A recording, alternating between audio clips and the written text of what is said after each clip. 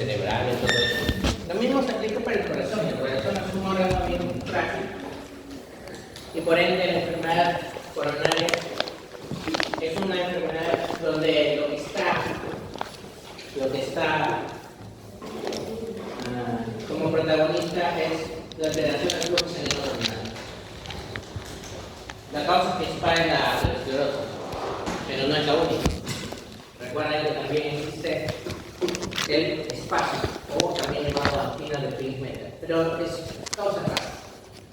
Consecuencias: no olvidar que si hay un poco flujo coronario, va a haber arritmias, deficiencias de la conducción, insuficiencia cardíaca y más suya. ¿Por qué? El músculo cardíaco tiene función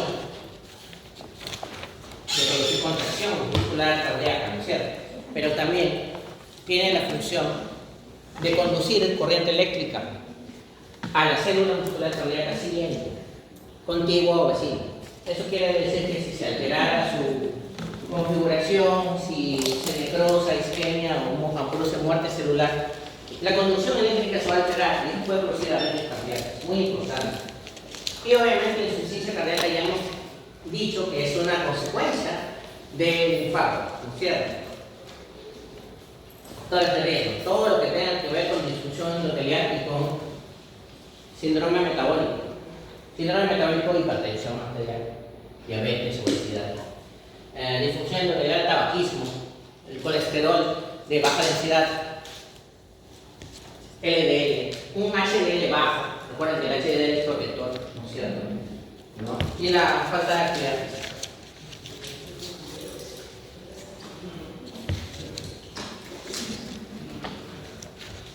Las coronarias se dividen en dos: coronaria izquierda y coronaria derecha. La coronaria izquierda tiene dos ramas: la arteria circunfleja coronaria y la rama descendente coronaria anterior.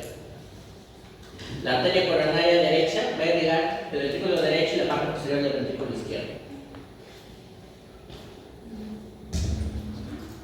Acá se ve. La coronaria derecha, la coronaria izquierda que tiene dos ramas principales, la descendente anterior y la circunfleja, se llama circunflejo que se va hacia atrás. Entonces vamos a tener la coronaria izquierda con sus dos ramas y la coronaria derecha, tres principales coronarias, ¿no es cierto? Va a haber conductos anastomósicos, va a haber arterias epicardias, que son las arterias epicardias, son las que están encima del corazón, que serían estas de acá. Las intramiocárdicas son las que penetran el miocardio y va a haber anastomosis. Pero estas anastomosis no tienen mucha relevancia porque en realidad no son muy significativas. Por eso un infarto es muy importante, muy peligroso. Necesidad de oxígeno.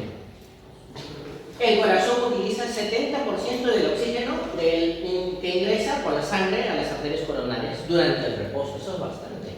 Y cuando aumenta la demanda de oxígeno durante el estrés, va a aumentar de 4 a 5 veces. Si aumenta de 4 a 5 veces y tu saturación de oxígeno normal es 100%, y no puede existir más de 100%, y tu demanda de reposo es 70%, ¿cómo es que cuadran los números? No cuadran, ¿no es cierto? Entonces, por eso ocurren mecanismos compensatorios. Al ser imposible que exista más de 100% de oxígeno, lo único que le queda para poder tener más flujo de oxígeno durante este estrés o ejercicio intenso es vasodilatación. Vasodilatación. Porque no puede subir más de 100%. Actividad metabólica del corazón. No se olviden. ¿Cuáles son los vasodilatadores de las coronarias? Los iones potasio, ácido láctico, dióxido de carbono, la adenosina. La adenosina es el principal mediador de la vasodilatación. No se olviden, es muy importante.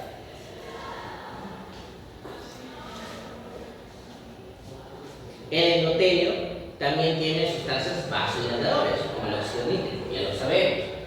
La prostaciclina y el EDHF, vasoconstrictores las endotelinas.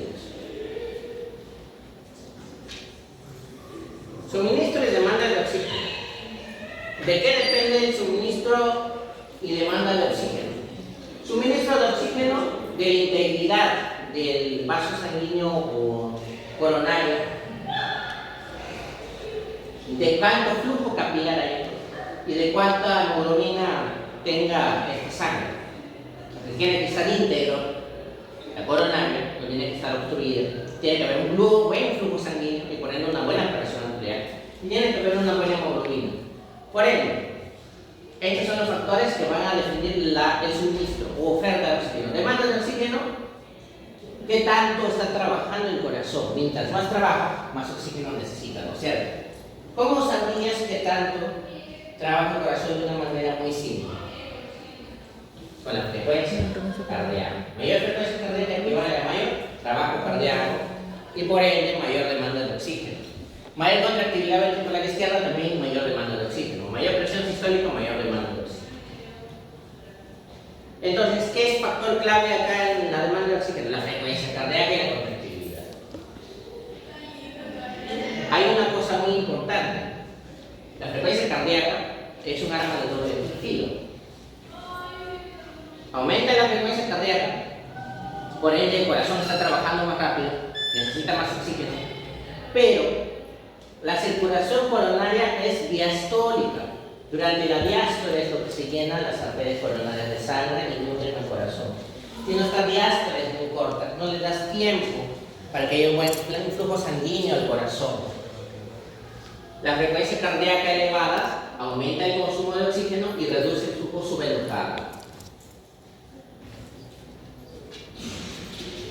Contractilidad miocárdica, ya sabemos, es la capacidad para poder contraerse mediante nuestro complejo actina-miosina con el calcio.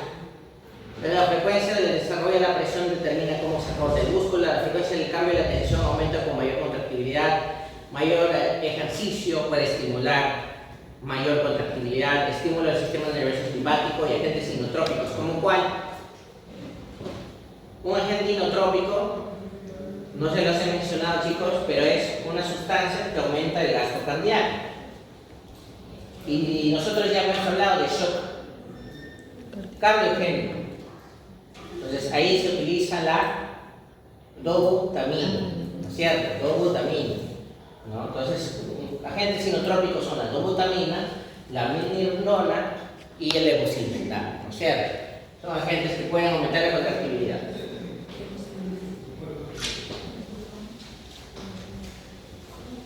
Impacto en el consumo de oxígeno. Mayor contractibilidad, mayor demanda de oxígeno. Factores que intensifican la contractibilidad va a aumentar la demanda de oxígeno. Entonces, es un equilibrio entre oferta y demanda de oxígeno. ¿Qué aumenta la oferta o suministro de oxígeno? Una permeabilidad del vaso coronario buena, una compresión de la pared ventricular buena, un tiempo de llenado diastólico adecuado, que aumenta la demanda de oxígeno por parte del corazón. La contractibilidad, más se contrae, más fuerza usa, más energía usa, más oxígeno necesita. Frecuencia cardíaca, más rápido se contrae, más latidos por minuto, más contracciones por minuto, más trabajo realiza, más oxígeno necesita. Estrés de la pared precarga y poscarga. A mayor precarga, mayor gasto cardíaco, por ende mayor necesidad de oxígeno. La poscarga es una resistencia que se encuentra en el sistema vascular. La poscarga es la resistencia que debe vencer el ventrículo izquierdo para poder emitir su sangre a través de la aorta. Entonces, una poscarga elevada va a aumentar la demanda de oxígeno también. Entonces, estos son los factores que determinan tanto la oferta o suministro de oxígeno y la demanda de oxígeno. Flujo sanguíneo miocárdico entonces depende de la presión aórtica, los mecanismos de autorregulación y la compresión de los vasos intramiocárdicos. No se olviden dónde están las coronarias. Las coronarias se encuentran en la base de la aorta. Durante la diástole, la presión del flujo sanguíneo de las coronarias va a llegar a través de la aorta, a través de la válvula aórtica, a través del ventrículo izquierdo, ¿no es cierto? Y durante la diástole, esta sangre que se encuentra en la entrada de las coronarias, en los senos coronarios, ingresa y va a nutrir al corazón. Entonces, en conclusión, la nutrición o circulación arterial de los coronarios es diastólica. La sístole solo ayuda a que llegue la sangre al ingreso o entrada de las coronarias, pero la diástole es la que permite que se nutra el corazón. ¿Ya? Entonces, tiene que haber una frecuencia cardíaca prudencial, no puede estar elevada, porque si no, no le va a dar tiempo al corazón a que haga un buen llenado diastólico que va a nutrir a las coronarias, ¿cierto? Recuerden que la extracción del oxígeno normal es 70% en reposo y deja muy poquito en reserva. Lo que les comenté, no cuadra que si tú necesitas 4 a 5 veces más durante el ejercicio intenso, si durante el reposo llevabas 70% del oxígeno y solo quedaba 30% de 100% de saturación. La única forma de compensar es mediante la vasodilatación, regulación del cambio y de tono de diámetro vasculares. ¿Cómo soluciona este problema de demanda de oxígeno si ya no puedes sacar más oxígeno de la sangre? Simplemente ingresando más sangre, con vasodilatación. Entonces, mediadores, reguladores que aumentan el tono y diámetro vascular. Durante el aumento de la demanda metabólica, la vasodilatación aumenta el flujo sanguíneo. Durante la menor demanda, la vasoconstricción o normalización del tono vascular disminuye el flujo. ¿Ya? Entonces, de eso depende. Y depende de la adenosina, ¿cierto?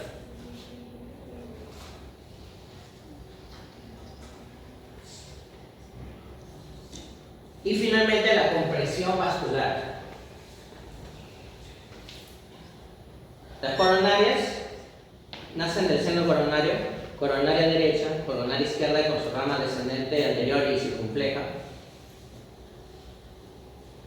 Llega la sangre durante la sístole del ventrículo izquierdo a la aorta, a la base de la aorta. La sangre oxigenada está ahí. Durante la diástole ingresa y circula a través de las coronarias, pero durante la sístole se comprime o aplasta los vasos subendocárdicos. La diástole es la que permite el ingreso de sangre. Es imposible que durante la sístole ingrese sangre a través de las coronarias hacia el cardiomiocito o músculo cardíaco. Muy importante, es un concepto que tienen que comprender. Estrés de la pared del ventrículo izquierdo. No se olviden que el estrés de la pared va a depender del grosor de la pared, del radio ventricular y de la presión intraventricular. La P carga es la cantidad de sangre que se encuentra al final de la diástole y es una fuerza de distensión justo antes de la sístole, ¿no es cierto? Y la poscarga es todo lo contrario, es lo que queda al final de la sístole, que es una resistencia, ¿no es cierto? ¿Qué debe ser para expulsar la sangre? La hipertrofia ventricular es un mecanismo de adaptación para vencer ambos problemas. Mucha precarga, mucha poscarga va a producir esto. Entonces, de un paciente que tiene una enfermedad de este tipo, enfermedad coronaria, donde hay alteración del flujo porque o hay vasospasmo o hay formación de una placa ateromatosa, hay que tomarle exámenes: electrocardiografía, prueba de esfuerzo, ecocardiografía, ecografía Doppler, tomografía, resonancia cardíaca, cateterismo cardíaco y ecografía. Generalmente lo que se le hace son las 3 primeras: ecocardio, prueba de esfuerzo y electrocardiografía. Hay limitaciones en las mujeres, en las poblaciones mayores de edad. A veces no se puede hacer bien la prueba de esfuerzo porque se cansan más rápido. ¿Ya? Aterosclerosis es la causa principal de la enfermedad coronaria, siendo otra causa el vasospasmo, ¿cierto? O también llamado angina de Prince-Metal. Pero la causa más frecuente es la formación de la placa ateromatosa. ¿Ya? Puede empezar en países desarrollados donde la alimentación es muy rica en grasas, en edades tempranas del paciente, ¿no? En países desarrollados. Puede afectar a las 3 arterias coronarias, epicárdicas y sus ramas. Predominantemente lo que se afectan son la coronaria descendente anterior, la circunfleja, y las ramas secundarias ocasionalmente afectadas.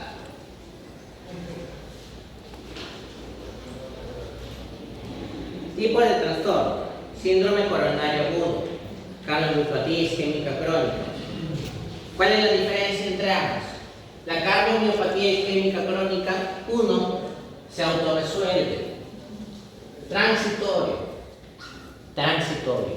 se autorresuelve. Si le dicen un caso médico a un paciente que tiene estos problemas, pero se sienta y paran los síntomas inmediatamente, estaba corriendo, le duele el pecho, pero se sienta y se siente bien, es una enfermedad isquémica crónica, no es un síndrome coronario agudo. El síndrome coronario agudo no se detiene cuando uno reposa o cuando toma nitratos. Cuando toma nitratos, no se detiene. ¿Ya? Hay dos tipos de placas ateroscleróticas. La placa fija, que está asociada a la quina estable, y la placa inestable, que está asociada a la quina inestable y a los infartos agudos de miocardio como ST elevado y no elevado. Tipos de lesiones: placa fijo estable, obstrucción del flujo sanguíneo, pero no está completamente obstruida, puede pasar sangre. Placa inestable o de alto riesgo es la que se puede romper y está asociada a los síndromes coronarios y a la formación del trombo. Y por ende, está asociado a adherencia plaquetaria. El principal mecanismo en el cual se forma el trombo que produce el síndrome coronario es la adherencia plaquetaria, las plaquetas, ¿no? Asociaciones clínicas. Entonces, la quina estable es la placa estable y es la que responde a nitratos, la que, si el paciente deja de hacer el ejercicio, mejora. En cambio, la angina inestable, el infarto miocardio, accidente cerebrovascular, muerte súbita cardíaca, empiezan y son invariables. Determinantes. ¿Qué determina la vulnerabilidad de la placa? El tamaño y el centro lipídico, la estabilidad y grosor de la cubierta fibrosa, la presencia de inflamación y la falta de células musculares lisas. ¿Qué factores desencadenantes van a producir la ruptura de una placa? Pérdida del flujo sanguíneo laminar, se vuelve turbulento. Incremento de la densidad simpática, aumento de la presión arterial, frecuencia cardíaca, falta de conexión. Variación diurna. Se rompe más frecuentemente la placa en las mañanas. Trombosis. Justamente es por eso. El sistema simpático se activa durante las mañanas. La frecuencia cardíaca aumenta, la presión arterial aumenta. Y eso produce un flujo turbulento que desencadena una mayor frecuencia de ruptura de placa ateromatosa, ¿no? Trombosis y oclusión vascular es una interacción compleja entre un montón de cosas. No se olviden que el macrófago, cuando se comen estos lípidos, se convierte en células escumosas, ¿no? El centro lípido, célula muscular lípida, macrófagos y colágenos. Se rompe la placa ateromatosa y se produce la agregación plaquetaria. Y esa es la que forma el trombo por medio de una vía de cascada de coagulación extrínseca, ¿no es cierto? Hay un tipo de trombos, predominantemente hechos de plaquetas, trombo blanco, predominantemente hecho de fibrina, trombo rojo. ¿Qué es la fibrina? Es una molécula compleja que sirve como una estructura o soporte al trombo. Entonces, acá se ve el proceso. El centro líquido tiene un área de necrosis al medio. Las gotitas de grasa son devoradas por los macrófagos y que se convierten en células espumosas. Hay una disfunción endotelial que produce atrapamiento cíclico de linfocitos. Y finalmente hay agregación plaquetaria. Se rompe la placa ateromatosa. Entonces dice, tanto las células musculares lisas como células espumosas del centro lipídico contribuyen a la expresión del factor tisular de placas inestables. Una vez expuesto a la sangre, el factor tisular inicia vía de coagulación extrínseca, lo que conduce a generación de trombina y depósito de fibrina. Las plaquetas tienen un papel importante en relación a la alteración de la placa. Como parte de la respuesta de la alteración de la placa, plaquetas se adhieren al endotelio y liberan sustancias que son adenosina, tromboxano y trombina, favorecen la agregación de más plaquetas, formación de trombo, membrana plaquetaria que contiene receptores de glicoproteínas se unen con el fibrinógeno de la cadena de plaquetas, contribuyen a la formación del trombo. Adhesión y agregación de plaquetas ocurren en varios pasos. Se libera adenosina, tromboxana y trombina, se liberan receptores de glucoproteína en la superficie plaquetaria y el fibrinógeno se une con los receptores de glucoproteína activados. Esto suena complicado, pero en realidad es muy sencillo. Placa adenomatosa de alto riesgo, mucho líquido, muchas células espumosas, muchas células lisas, musculares, hipertróficas, atrapan glóbulos blancos, empiezan a expresar factores proinflamatorios, tromboxanos, trombina, ADP, que también estimulan la vía extrínseca de la coagulación. Luego se activan receptores de glucoproteína 2 y 3, se activan fibrinógenos y se activa agregación plaquetaria. Entonces, en esta placa inestable se liberan sustancias gracias a dos células, las lisas y las espumosas. Se produce una reacción inflamatoria y una reacción de cascada de coagulación extrínseca que va a producir adherencia de fibrina y adherencia de plaquetas. Y las plaquetas forman una bolita que finalmente se convierte en el trombo, ¿no es cierto? El trombo. Entonces, la patogénesis de la arteriolesis multifactorial. Primero va a haber un flujo sanguíneo turbulento, una lesión endotelial. La mañana, que menciona el doctor, porque en la mañana sube la presión arterial, sube la frecuencia cardíaca, aumenta el flujo turbulento. Luego, anomalías de los lípidos y colesterol, retención de lípidos, el nivel de LDL elevado, se migran monocitos a la íntima, se modificación, la oxidación del LDL por los macrófagos, se forman las células espumosas, se produce la lesión temprana, también con mastrillas de grasa, se liberan las citoquinas inflamatorias por parte de los macrófagos y células espumosas, la hiperplasia del músculo liso, producción matriz, reclutamiento, formación de la placa fibrosa o ateroma. Y finalmente, en el centro del ateroma se mueren las células espumosas y se produce un centro dentro del centro que es necrótico.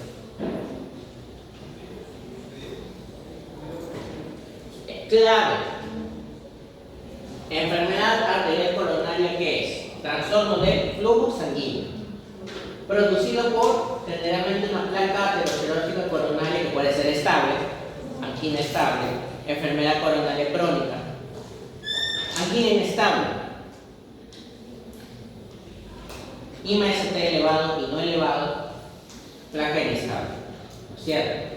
Placa aterosclerótica inestable lineal de caso romperse, lo que produce agregación plaquetaria y se forma el trombo, lo que causa un espectro de síndromes llamados síndromes coronarios agudos, donde está la angina inestable, el infarto agudo sin elevación de ST, el infarto del miocardio con elevación de ST. Las placas ateroscleróticas estables causan obstrucción del flujo coronario con isquemia miocárdico durante periodos de aumento de necesidades como la angina estable, ¿no? Entonces, en la angina estable va a haber un aumento de demanda de oxígeno como el ejercicio, pero el paciente, si se sienta, se va a solucionar inmediatamente porque se disminuye la demanda de oxígeno y esta placa estable solo produce un acortamiento del diámetro y eso permite a la persona recuperarse porque todavía hay flujo, pero cuando el flujo empeora más su compromiso o cuando se rompe el trombo y se ocluye parcial o totalmente el flujo sanguíneo, el sintomatología no va a mejorar nunca, va a empeorar. El paciente se sienta, sigue con el dolor. El paciente está en el reposo, sigue con el dolor. Angina inestable, síndrome coronarios agudos. Y ya, cuando eso es oclusión parcial, con ST no elevado, y cuando es obstrucción completa de la coronaria, ST elevado. Tipos de síndrome coronario agudo. Dejen detrás la angina estable, ya no tiene nada que ver. Ahora solo tenemos tres cosas: angina inestable, infarto del miocardio sin elevación del ST y infarto del miocardio con elevación del ST. La angina inestable es un dolor torácico nuevo o agravado tiempo y no se alivia con el reposo ni con la nitroglicerina. El infarto de miocardio sin elevación de ST es la oclusión con un trombo que puede ser subtotal o intermitente y pueden elevarse los marcadores cardíacos, pero no hay cambios en el segmento ST significativos. Y finalmente, en el infarto de miocardio con elevación de ST, si hay oclusión coronaria completa, si hay elevación persistente del segmento ST y luego aparecen ondas Q, patológicas. Oclusión coronaria incompleta sin elevación del ST. Menor daño miocardio comparada con la oclusión completa. Con elevación del segmento ST, oclusión completa. Mayor riesgo de daño miocárdico, extenso y permanente. Cambios en el electrocardiograma. No se olviden que la inversión de la onda T nos indica un infarto incipiente, está empezando. Elevación del ST es cuando ya hay isquemia transmural. Y cuando ya hay onda Q es cuando ya hay necrosis. Estas tres cosas siempre se les va a preguntar. Siempre. ¿Ya? No solo acá, sino en cardiología, en medicina interna. Duración. Puede ser agudo. Cambios agudos en el electrocardiograma. En la primera medición del electrocardiograma sale. Puede haber cambios crónicos también. Progresivos. Para eso se les debe tomar electrocardiograma seriado, no se les toma uno, se les toma varios. Extensión. Subendopático cuando afecta la capa interna del miocardio. Transmural cuando afecta todo el proceso del miocardio. Localización. Anterior y posterior inferior.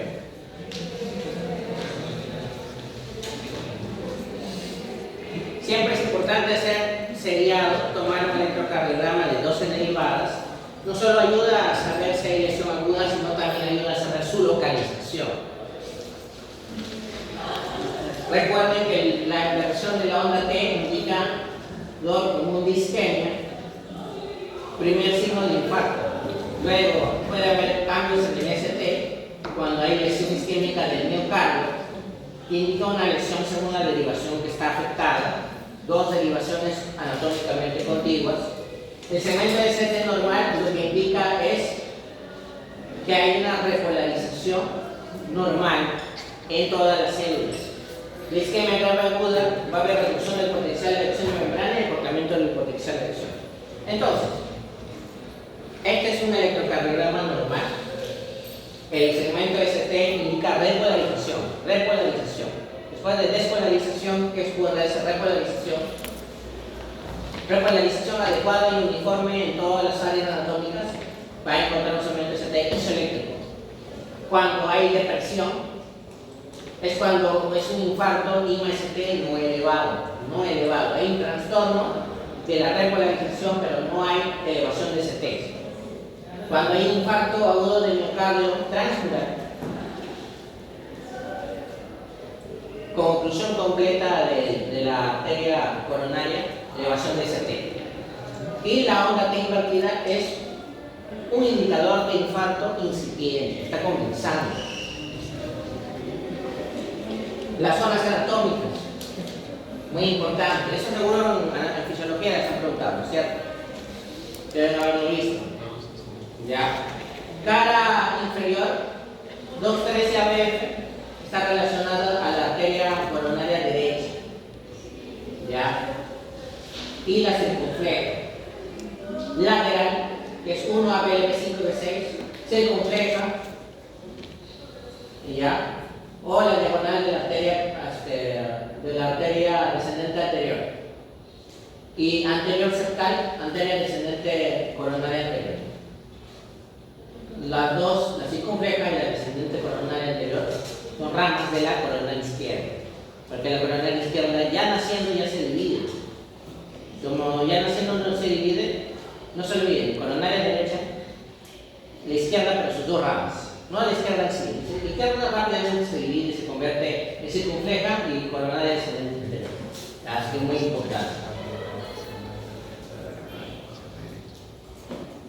Importancia de los biomarcadores. Existen dos biomarcadores, el CPK y los troponines. Siendo las troponinas los más sensibles, específicos, aparecen rápidamente. Sirven también para diagnóstico y tratamiento. porque si empiezan a bajar nos pueden indicar la mejoría del paciente. La troponina es una parte del filamento de la actina y tiene tres unidades, C, T e I. Lo que se nota acá es la troponina T y la troponina I.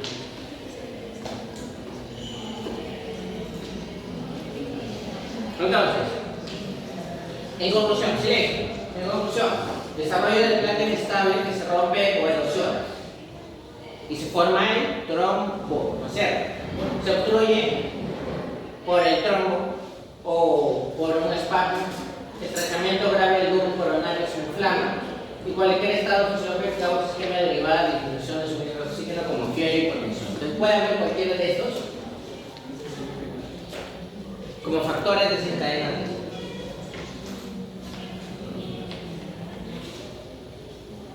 No se olviden que el infarto ST no elevado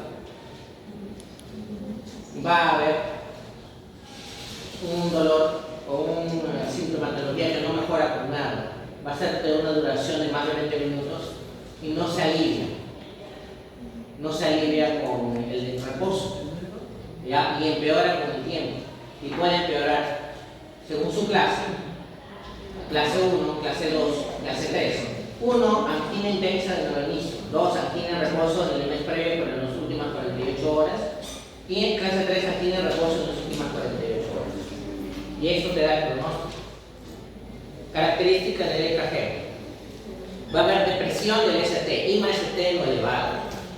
Cambios en la onda T, medida de isquemia y pronóstico, grado de desviación del segmento ST, te da el diagnóstico y el pronóstico. Infarto. Muerte isquémica del tejido necrótico y generalmente el más común del infarto es de la arteria descendente izquierda anterior. Mayor zona que se infarta es arteria descendente izquierda anterior.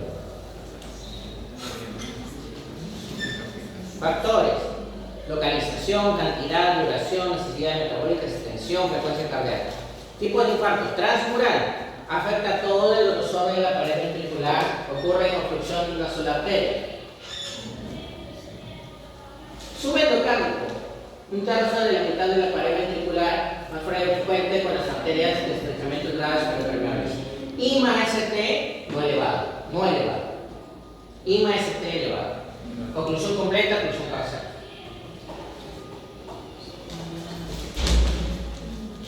Vamos a integrar todo lo que hemos aprendido. Coronaria derecha, coronaria izquierda, pero se divide en dos: circunfleja de izquierda y descendente coronaria anterior, ¿no es cierto? Ya. Obstrucción de la arteria coronaria derecha, infarto posterior, 2, 3 y ABF, ¿no es cierto? Obstrucción de la arteria izquierda, descendente anterior septal. Obstrucción de la arteria circunfleja izquierda, infarto lateral.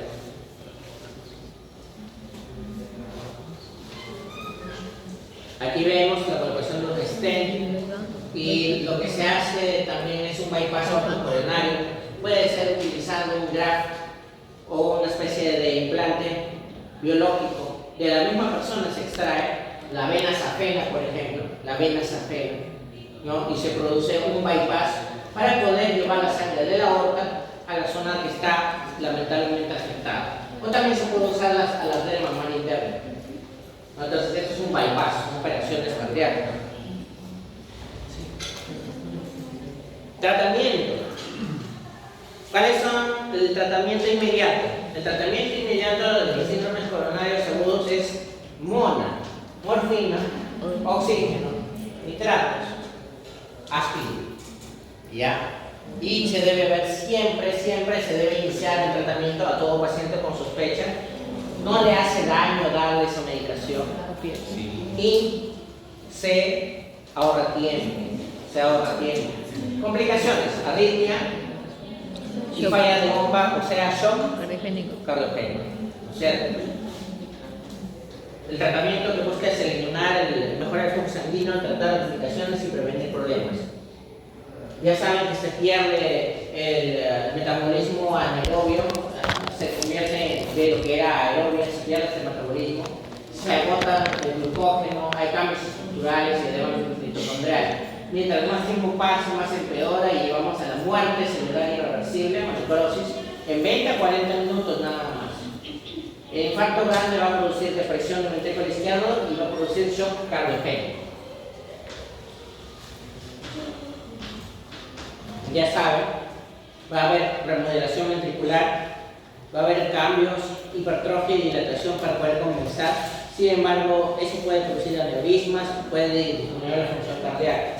Manifestaciones, ya saben, es un dolor abrupto, de hecho conflictivo, generalmente opresivo, difuso, puede irradiarse al brazo izquierdo, al cuello, la mandíbula, puede ser atípico, especialmente en las mujeres, población diabética, no se alivia con nada, ni con reposo, ni con nitroglicerina, requiere narcóticos para mejorar, ejemplo, morfina.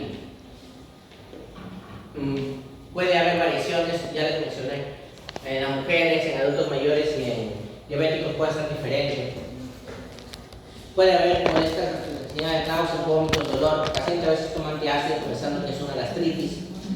Puede haber fatiga, taquicardia, tos productiva, piel pálida, hipotensión y finalmente shock cardiogénico. Muerte súbita por infarto agudo generalmente ocurre por arritmia mortal. Identificación de síntomas es muy importante. Hay que tratar al paciente tener de 60 a 90 minutos para el tratamiento. De reperfusión. Reperfusión o farmacológica mediante lo que es el ateplasia, ¿ya? Fibrinolíticos. O mecánica para la coagulación de estéreo, ¿no es cierto? ¿Ya? Se usa bastante los beta-bloqueadores. Eso sería todo. Ya, como les mencioné en el grupo anterior, lo que es arritmias como un poquito se va a tratar junto con enfermedades hormonales en las clases de mañana. Y tengo entendido que antes del examen, una de las clases no se va a poder hacer, no va a haber clases. Entonces, el día miércoles necesito que los que puedan vengan a los 3 grupos de seminario, porque no se va a hacer seminario, se va a hacer repaso de examen. Repaso de examen. Esos 3 turnos. El primer turno está llenecito, así que traten de venir a los turnos siguientes. El de las 4:15 y el siguiente es el último. Ya, por favor, eso sería todo. Para